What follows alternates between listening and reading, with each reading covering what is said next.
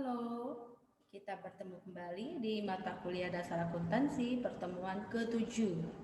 Kali ini kita akan membahas tentang kode rekening.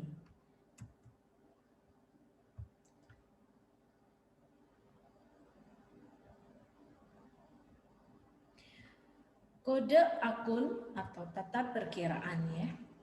Nah, setiap perkiraan diberi kode perkiraan tertentu atau disebut dengan kode akun. Nah, pemberian kode perkiraan atau kode akun bertujuan untuk memudahkan dalam pelaksanaan pencatatan atau pembukuan ke dalam setiap perkiraan atau akun. Tiap perkiraan diberi kode yang sesuai dengan kelompoknya atau klasifikasinya. Kode pembukuan atau diringkas dengan KP ya, atau posting reference disingkat dengan PR, atau juga sering kita lihat di setiap apa yang kita buat itu di kolom-kolom itu kan ada namanya ref. Nah, itu referensi. Nah, itu kode akun. Oke, next. Tujuan dari kode rekening yaitu yang pertama untuk mengidentifikasi data akun secara unik. Kemudian yang kedua meringkas data ya.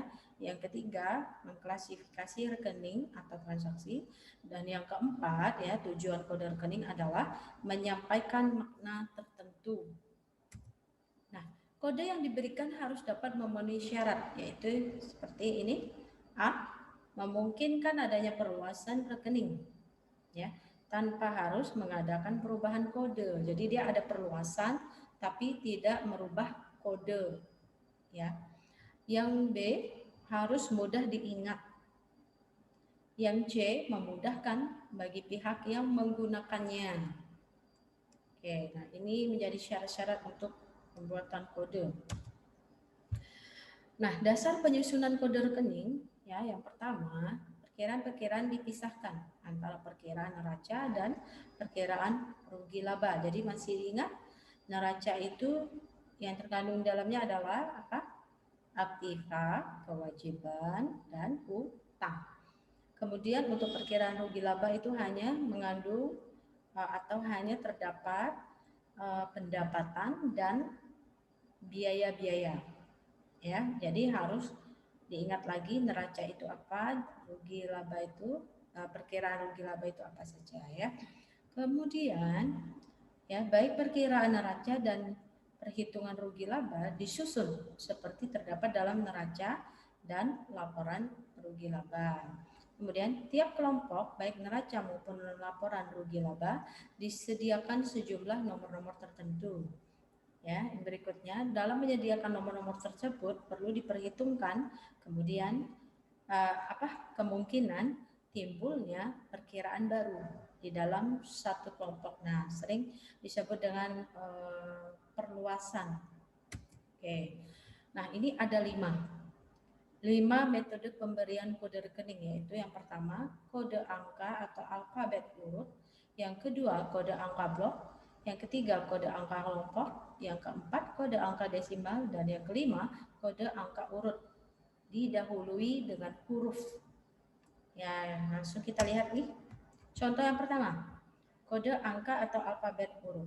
Nah, dalam metode dan pemberian kode rekening ini ya, pemberian kode rekening buku besar diberi kode angka atau huruf yang berurutan. Ya, ini ciri-cirinya atau karakteristiknya. Yang pertama, rekening diberi kode dengan angka urut dari angka yang kecil ke angka yang besar. Kemudian, jumlah angka atau digit dalam kode itu tidak sama. Berikutnya, perluasan klasifikasi pada suatu rekening akan mengakibatkan perubahan kode. Semua rekening yang kodenya lebih besar dari kode rekening yang mengalami perluasan. Ya, ini kode angka atau alfabet. Contohnya seperti ini.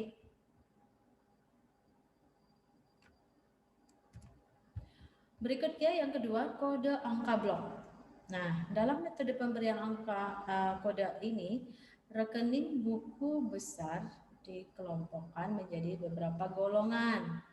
Dan setiap golongan disediakan satu blok angka yang berurutan untuk memberi kodenya. Nah, ciri-cirinya ini. Yang pertama, rekening diberi kode dengan blok angka yang berurutan dari angka kecil ke angka besar. Yang kedua, jumlah angka atau digitnya dalam kode itu tidak sama. Yang ketiga, perluasan klasifikasi pada suatu rekening ditampung dengan menyediakan angka cadangan dalam setiap blok yang diperkirakan ya akan mengalami perluasan klasifikasi. Nah, ini adalah kode angka blok contohnya. Seperti ini. Untuk aktiva lancar dari kode 1 sampai kode 12 ya. Untuk aktiva tidak berwujud dari kode 70 sampai kode 79 dan seterusnya seperti ini ya. Ini adalah kode angka blok. Jadi dari sekian sampai sekian. Nah, itu angka blok. Nah, kita lihat lagi yang di bawah ini. Untuk aktiva lancar, kemudian untuk aktiva tetap berwujud, untuk utang lancar, untuk modal. Nah, seperti ini. Untuk modal 130 sampai 139. Ya. Nah, ini masuk dalam modal. Ini contoh dari kode angka blok. Next, yang ketiga, kode angka kelompok. Kode angka kelompok terbentuk dari 2 atau lebih subkode yang dikombinasikan menjadi satu kode. Ya, kode angka kelompok ini ya memiliki karakteristik seperti ini. Ya, yang pertama, rekening diberi kode angka atau kombinasi angka dan huruf. Next, jumlah angka dan atau huruf dalam kode adalah tetap. Dia tidak berubah. Jadi kalau ada tulisan seperti ini dan garis miring atau, nah artinya ya boleh angka saja, boleh huruf saja, boleh dikombinasikan ya angka dan huruf. Jadi makanya disebut dan atau ya. Berikutnya, posisi angka dan atau huruf dalam kode mempunyai arti tertentu. Untuk perluasan klasifikasinya dilakukan dengan memberi cadangan angka dan atau huruf ke samping kanan. Jadi kalau semakin bertambah dia cadangannya ditulis ke kanan, samping kanan. Jadi semakin luas, semakin banyak ke kanan. Nah, ini adalah kode angka kelompok. Contohnya seperti ini. 101 sampai dengan 199 itu untuk aktiva. Untuk modal dari 301 sampai dengan 399 dan seterusnya. Nah, seperti ini adalah contoh kode angka kelompok. Berikutnya, ini juga contoh dari kode angka kelompok. Nah, untuk golongan aktiva itu bisa seperti ini. Ada aktiva lancar, ada aktiva tetap, ada aktiva tidak berwujud. Nah, aktiva tidak berwujud itu seperti apa? Nanti akan kita bahas kira-kira di berapa minggu ke depan ya. Nah, di sini juga untuk perkiraan aktiva lancar. Aktiva lancar itu seperti kas, uang cash ya, uang tunai yang kita punya. Kemudian tabungan kita di bank. Kemudian piutang itu ingat ya, piutang itu adalah haknya perusahaan. Jadi masuk ke dalam aktivanya perusahaan, yaitu aktiva lancar ya, piutang usaha. Kemudian perlengkapan, peralatan dan seterusnya itu masuk dalam aktiva lancar. Oke. Kodenya seperti ini.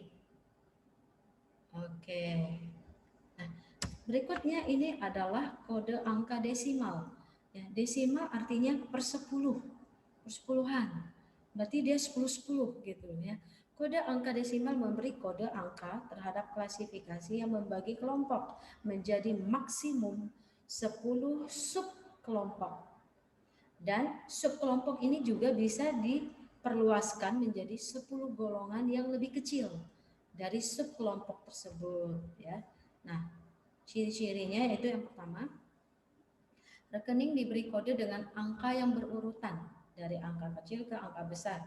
Kemudian angka jumlah angka atau digitnya dalam kode tidak sama ya. Klasifikasi besar memiliki jumlah angka yang lebih sedikit bila dibandingkan dengan klasifikasi yang perluasannya atau rinciannya. Nah, kemudian perluasan klasifikasi pada suatu rekening dilakukan dengan maksimum pecahan tidak lebih dari 10. Pemberian kode perluasannya dilakukan dengan penambahan satu angka ya, satu digit di sebelah kanan. Jadi semakin banyak ya semakin luas ke kanan. Ya. Nah, ini seperti ini. Untuk bahan baku. Nah, di sini bahan baku kayu 131 kodenya. Kemudian diperluas lagi. Bahan baku kayu itu kalau dari Jepang ya. Nah, X Jepang itu ditambah dengan angka 1 di samping kanannya. Jadi 1.3.1.1. 1 itu menunjukkan Jepang. Kemudian yang 2 menunjukkan USA dari Amerika. Yang ketiga itu berasal dari Brazil. Nah, ini yang ke-9. Nah, ini persediaan bahan bakunya. Ini perluasannya, ini golongannya 10 golongan, boleh sampai ke sini 10 ya. Tidak boleh lebih dari 10. Nah, ini adalah contoh dari kode angka desimal. Berikutnya kode angka urut didahului dengan huruf. Nah, didahului dengan huruf berarti harus ditulis huruf-hurufnya dulu nih. Kode huruf baru ada kode angkanya di belakangnya. Jadi dalam metode pemberian kode ini digunakan kode berupa kombinasi angka dan huruf. Jadi seperti ini contohnya. AL101. Nah, ini menunjukkan aktiva lancar. Kodenya 101. Kemudian ada ATL 112. Nah, aktiva tidak lancar itu di kode 112. Kemudian untuk mode 245 kodenya. Jadi dia kombinasi huruf dan angka. Jadi huruf dulu baru angka. Jadi ya kode angka urut yang didahului dengan huruf seperti ini contohnya. Oke, selesai materi kita minggu ini tentang kode. Ya, masih ingat kodenya itu tujuannya apa? Ada 5. Ada 4 tujuan kode rekening ya, untuk mengidentifikasi data akun secara unik, kemudian meringkas data, kemudian mengklasifikasi rekening, kemudian menyampaikan makna tertentu. Nah, inilah tujuan dari kita belajar dari kode rekening. Sekian materi dari saya. Tetap semangat dalam belajar dan tetap jaga kesehatan. Salam sehat.